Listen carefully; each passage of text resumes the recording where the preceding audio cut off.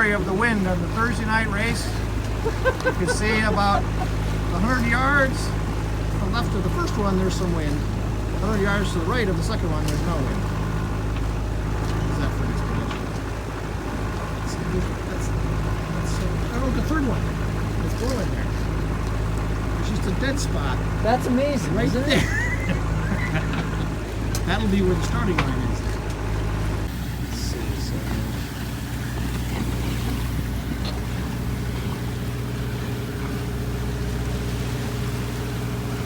motoring to the starting line. I would say. Look at the angle, but right now it's just I think so. I did get the fuel. I came out here and tried to sail, and there's just nothing. So I watched my ETA on my GPS climb and climb and climb well past my time I had to arrive. So I took the sails down and I'm motoring. I often motor with the sails up, but I wanted to put the sunshade up because it's bright and sunny. And I knew I was going to want to take that down later, or I might want to take the sail down while leaving the sail cover up. I mean the sunshade up. So I decided, since I'm getting absolutely nothing from the wind, I'll just take everything down. But I just heard from my daughter. We were discussing what food we want. I was telling her what I have, and she was telling me what she had, and we're going to be well fed anyway. I'll be checking in with other crewman Eric a little later on. I'm going to let him know I'm on schedule, and we'll go from there. So we're motoring down the Sound. There's actually lots of boats out today for a Friday. It's it's that vacation time of the year, and people are out exercising their boats, which is nice to see, because so much of the summer I come out during the week and there's nobody here. A lot of activity today. Okay, now you can see from the little bits of foam there, we're not moving through the water anymore. But we're still going 2.3, 2.4, 2.2 knots in the direction we want to go. So this is kind of nice. I think I'm going to take this opportunity to keep the boat still. I'll go up on deck. I have my life jacket on, and I'll have the swim ladder available in case I fall in the water, which I hopefully won't do. But here I get to do something out on deck while I'm still traveling in the direction I want to go. Kind of cool. Well, I got the boat from the deck on the seat. When I have the crew on board, I'll move it up to the forward cabin. There's a nice beach resort in New London, although I forget the name. It's very popular. Well, we're finally sailing 3.5 knots. We're in New London Harbor. But hey, I'm gonna get to sail up the harbor at least for a half hour or so. I'll try to go as slow as I can to make it last.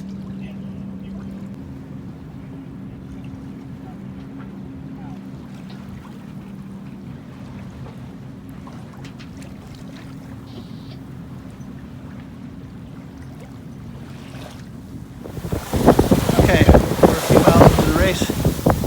You can see a couple of our competitors coming this way.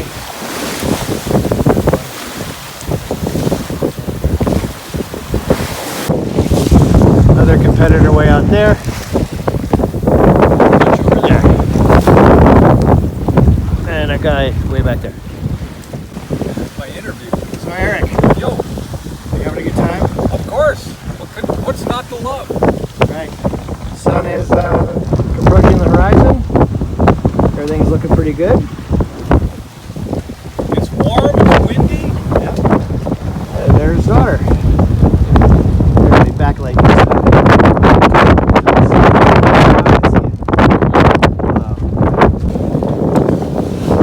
Tethers, jack lines. Hooked up. Looking like a beautiful evening.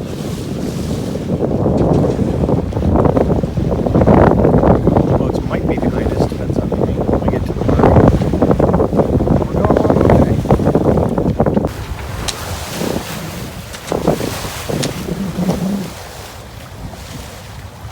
As you can see, the boat's ahead of us. 1, 2, 3, 4, 5, 6. That guy's ahead of us. There's at least 7 ahead of us.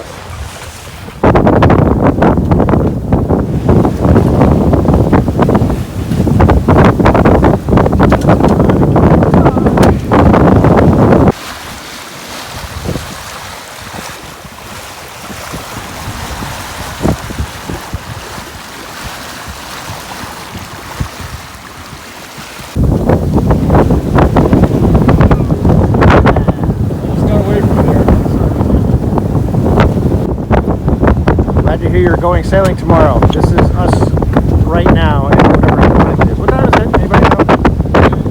Anyway, it's the 6th, Friday night, just at sunset. Island, as the sun completely recedes. We're passing the upwind mark. You see any stars? That's our master light. They're not showing up yet. Okay, well, Eric's on the helm. Can't see him, can you? Nope. Can't see me neither. He's there. I'm driving towards Mars, though. Kelly's over here in the cockpit. I'm waving. She's waving. I can't even see a wave with the naked eye. It's too dark. Anyway, it's 10 o'clock. It's 10 p.m. Do you know where your children are? No, it's 10 p.m. and we're on the, I guess you call it the third leg? Third leg. Third leg. We're heading from Gardiner's Island over to Montauk Harbor. And we're going to... Oh, a shooting star. That was cool. Oh, I wasn't looking that way. Anyway, enough of this. My daughter's making a fashion statement here. I don't know how well you can see. Probably not at all. So what are you wearing, Kelly? I'm wearing... Alright, I am wearing my raincoat and rain pants and hood with 2 hoodies, leggings, socks, and sneakers. Because it's below 70 degrees. No, it's probably only like 75. But you know, if the wind is blowing and it's nice out and it's good sailing, that means I'm freezing. So I'm very comfortable now. Not that I'm dressed for foul weather. Okay. Yep. It's very nice. Thank you. Oh, I'm wearing my life jacket too. Very important. Of course. Safety first. That's right. We're all wearing life jackets. Just in case. I can't show you. What would I do?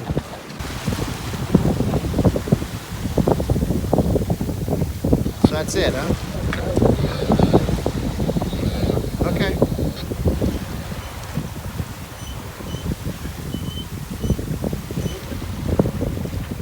It's a bell.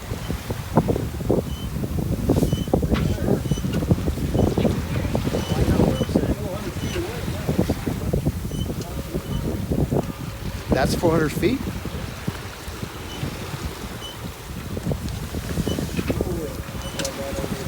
Okay.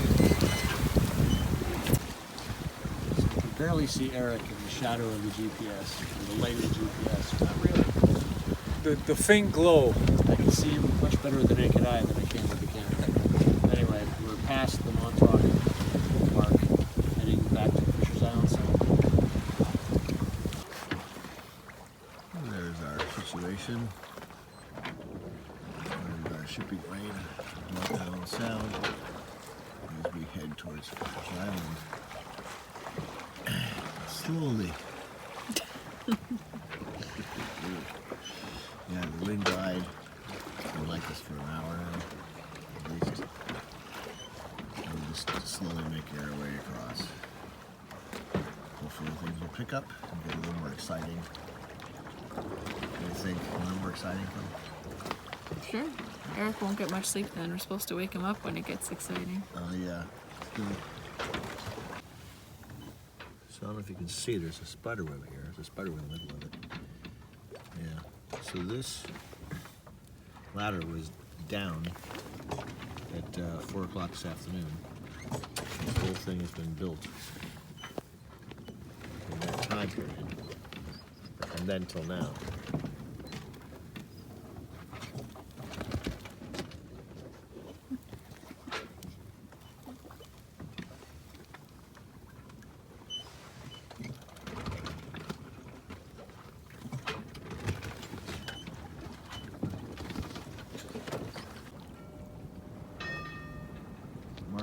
there. You can hear it, just can't see it.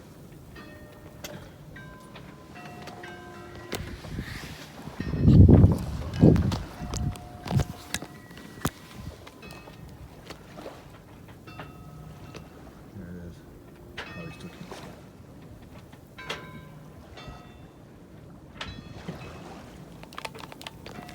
it. And with the dawn, we find, strangely enough, the fleet. Some over there, a couple over there, one behind us, some more in front of us, 3 more, one way up there. Do you have any explanation as to why we're still with these guys? Me? Yeah. I think the pilotage during the time I was asleep was superb. Oh, the daughter, huh? I'll give you some credit, too. Well, thank you. We're doing good since these guys are all behind us. Not all of them. Excellent.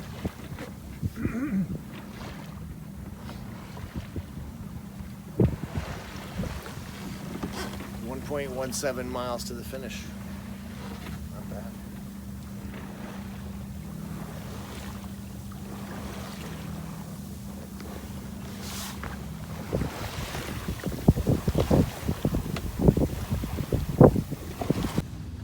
So the race is over. We're heading in. Of course, the wind died completely again. Yes. So any overall impressions you want to share? It was a great race. Great weather. Nice boat. Nice crew. I had a wonderful time. Good Plus- pancakes. too.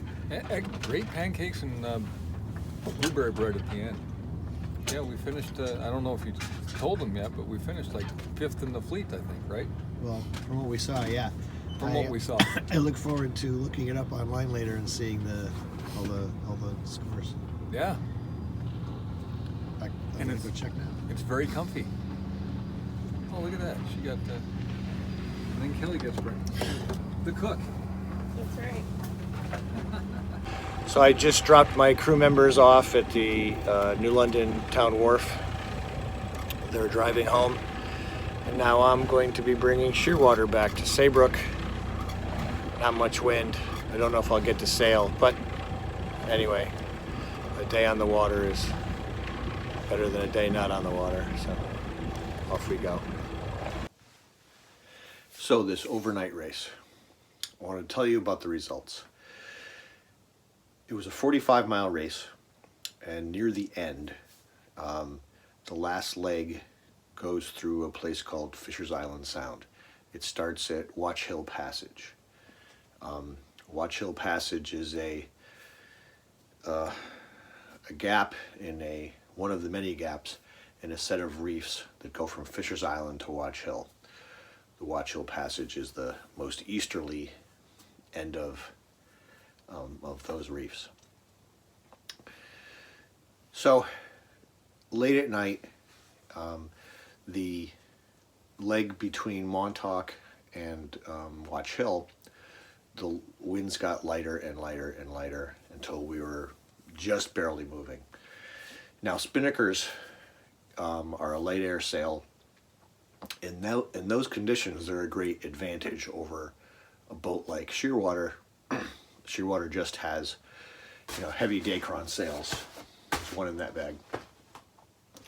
So our sails at some times are hanging like curtains hang, and they're not billowing out like a sail should when it's being efficient. So we're approaching Watch Hill. We have enough wind to steer the boat, and that's pretty much it. The tide was running out. So when we were getting close to tide change time, I was afraid of being pulled into the reef before we could get around the mark.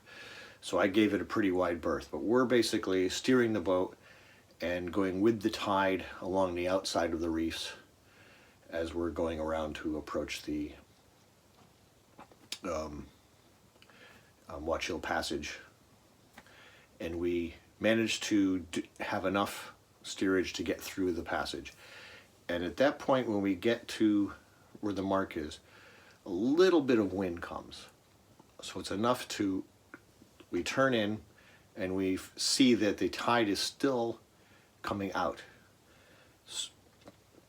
The tide is still coming out, so we are slowly making our way against the current into that first area that's inside the reefs. There's not a very big area, and we find ourselves suddenly surrounded by sailboats, which surprised us. But when you think about it, not really. The boats, all the other boats got there sooner than us. There's only one boat behind us at that point. But they arrived earlier than us, and the tide is running much more dramatically, and there's no wind. So they're doing their best just to stay inside the reefs. And, you know, they're probably tacking and probably going closer to the beach because there's less tidal influence there. Nobody wants to get sucked out into one of the reefs. So we suspect that's why suddenly we come in when that little bit of wind just came, and we find ourselves surrounded by sailboats in the dark. You know, first we just see lights, and we thought fishing boats, you know, people out there doing whatever they do on the water at night. But then some of them come close, and we actually can see a reflection on sails and things. So we counted, there was 5 boats around us. And then a little later on, we realized there was 9 boats around us. And a little bit of wind comes, and we start moving up Fisher's Island Sound. And we have a pretty good position. There's the wind's coming out of the south west, so that we are on a port tack, and we're just about able to head in the direction we want to go. There were a bunch of boats that were north of us, which would be downwind of us. And they were probably there to hug the Napatree Point, trying to stay out of the tide. As we're going slowly at this point, you know, whenever we hit 2 knots, we thought we were doing great. We'd be going down, and we'd see pockets of wind in certain places. And you can tell that by, you can watch boats that are off to one side or the other moving along fine, and they just sort of stop. Maybe we're still moving. Or vice versa. There was one instance where there was a boat we were fairly even with. They were about 50 or 100 yards away from us, and we're both going along, and then they just stopped, and we kept going. Even that close, those little wind pockets make a big difference. And you watch the water, you look for ripples on the water. And it seemed a lot of the boats that got there early and were over near the Connecticut side, in order to try to stay out of the current, once dawn came and there was a little bit of wind, they were stuck in these pockets with no wind. So we passed a lot of the boats.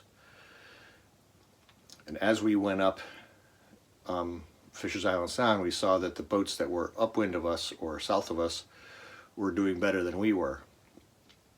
So we stayed as far upwind as we could. And then we had to make a couple of decisions on when to tack. We were approaching one of the reefs, and we saw there was a boat ahead of us, a little bit downwind of us. They were negotiating, there was a passage through the reef, and they negotiated that. But they're on the other side, and we noticed that they stopped moving. So we thought, well, we're not going to follow them. So we tacked out and then tacked back onto our line down the sound. And turned out it was a great decision, because we passed a bunch more boats during that time because we had wind and they didn't. We had to make one more tack out and then continue on to get in line with the mark at the end. When we crossed the mark, we were the 3rd boat to cross the finish line. But actually, if you take into account the fact that one of those boats, the boat that was right in front of us when we finished, they were in class 1, we were in class 2. And they had a 5-minute, they started 5 minutes before us. So they crossed the line 2 minutes ahead of us, but they had a 5-minute head start. So we really were the 3rd boat over the finish line, not the 4th. It's just one of those weird races where everything worked out for us. And we finished, after the handicaps were applied, etc., we finished second in Class 2. And actually the winners of all of Class 2 ended up finishing ahead of all of Class 1. And that was because we all got stuck in the same spot. Then we all moved down together, and then the boats that got there sooner went to get out of the way of the current, and they got stuck in a spot with bad wind. Plus, we had that 5-minute difference in the start. So everybody in Class 2 finished ahead of everybody in Class 1. It's a real rarity.